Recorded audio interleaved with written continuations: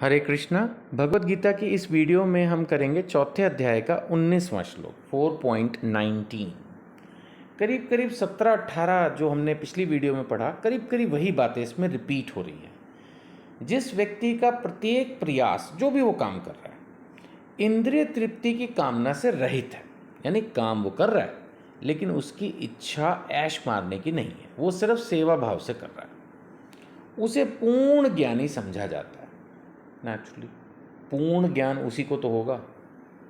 अब माना हम थोड़ी देर पहले भी चर्चा कर रहे थे पिछली वीडियो में कि जिसमें न अहंकार हो, जो जय पराजय यश अपयश इन सब चीज़ों से दूर हो और फिर भी कर्म करता रहे, इतना आसान तो नहीं है, बट फिर भी ही इज़ परफेक्शनिस्ट, पूर्ण ज्ञानी।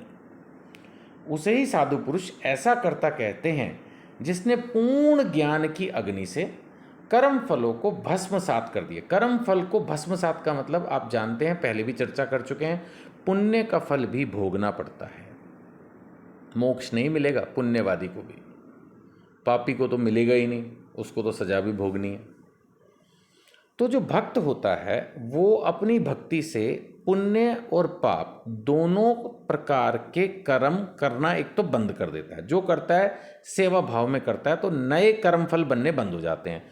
दूसरा, भक्ति के प्रभाव से वो अपने पिछले पुण्य और पाप कर्मों के जो फल होते हैं उनको खत्म कर देता है।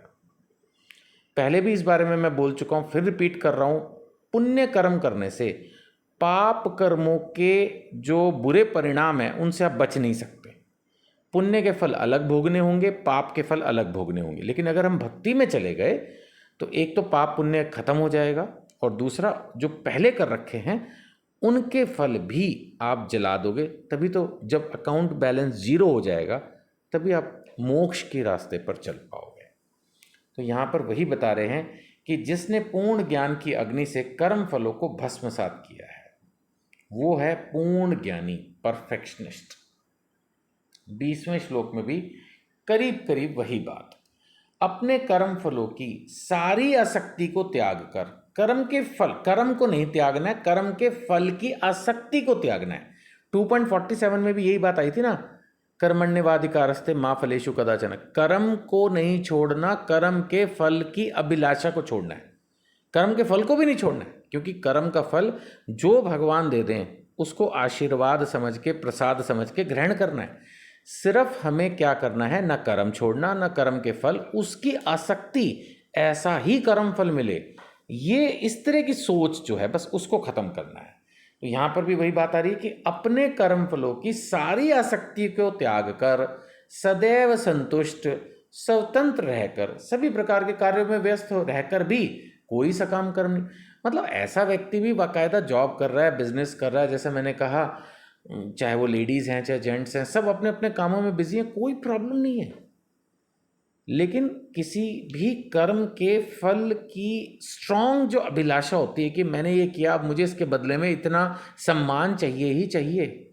कुछ लोग किसी भी एक फंक्शन में जाके या किसी भी एक पब्लिक इवेंट में जाके कई बार इसीलिए दुखी हैं कि उनको जो सम्मान मिलना चाहिए था, जो स्टेज पे जगह मिलनी चाहिए थी, शायद वो नहीं मिली, जो माला पड़नी चाहिए थी वो नहीं पड़ी। ऐसा हमारे साथ शादी ब्याह में भी हो जाता है, यार हमें पूरी इंपॉर्टेंस नहीं दी, हमसे तो पूछ ही नहीं रहे, तो हम उसी बात पे दुखी हो जाते हैं एक अच्छे भले माहौल में भी। एक भक्त जहाँ तक हो सके ये मान अपमान, यश अपयश, सुख दुख, लाभ हानि, जय पराजय, इन सब से दूर रहने का प्रयास करता है। वही तो है, अपने कर्म फलों की सारी आसक्ति को त्याग देता है। सदैव संतुष्ट, संतुष्ट के आगे सदैव वर्ड यूज किया, हमेशा। ये नहीं कि कभी कभी संतुष्ट कभी कभी असंतुष्ट, ऐसा नहीं, सदैव संतुष्ट तथा स्वतंत्र, बंधा नहीं है वो किसी चीज से, सभी प्रकार के कार्यों में व्यस्त रहे। काम कर रहा है कोई प्रॉब्लम नहीं है, काम तो करना ही है, तो वो इस तरह से कोई सकाम कर्म नहीं है फिर कि उसका कोई फल आएगा और उस फल में पाप फिर उसको भुगतना पड़ेगा, पुण्य भुगतना पड़ेगा, ऐसा कुछ नहीं है। He will be a free man, no problem, बात खत्म। बैंक में नौकरी की, 60 साल नौकरी की, 60 साल की उम्र तक जो पैसा था ग्राहकों का था, उनके अकाउंट में जमा कराया, निकाल के दिया, उनके अकाउंट से दिया, ना कभी पैसे चोरी किए, ना कभी डाले, ना कुछ, तो अपना आपकी ड्यूटी पूरी, अपने घर जाओ, बात खत्म। जिसका था उसको मिल गया। अगर इस भाव से कोई आदमी कर्म कर रहा है, तो जैसे लिखा ना, सभी प्रकार के कार्यों में व्यस्त रहकर भी, तब भी ना उसकी कोई लास्ट में इंक्वायरी होगी ना कुछ, अपना आराम से रिज़ाइन करो, बाकी की ज़िंदगी जियो, ये वैसा ही है। इस जीवन के बाद हमें रिज़ाइन करके अगली लाइफ तो शुरू करनी है ना, आध्यात्मिक होगी, भौतिक होगी, कहीं ना कहीं वो इस जन्म में जो हम कर रहे हैं उस पर डिपेंड करेगा। तो हमें हर प्रकार से संतुष्ट रहकर और कर्म फलों की आसक्ति को त्याग कर जीवन जीने की कोशिश करनी है। ठीक है जी, हरे कृष्णा।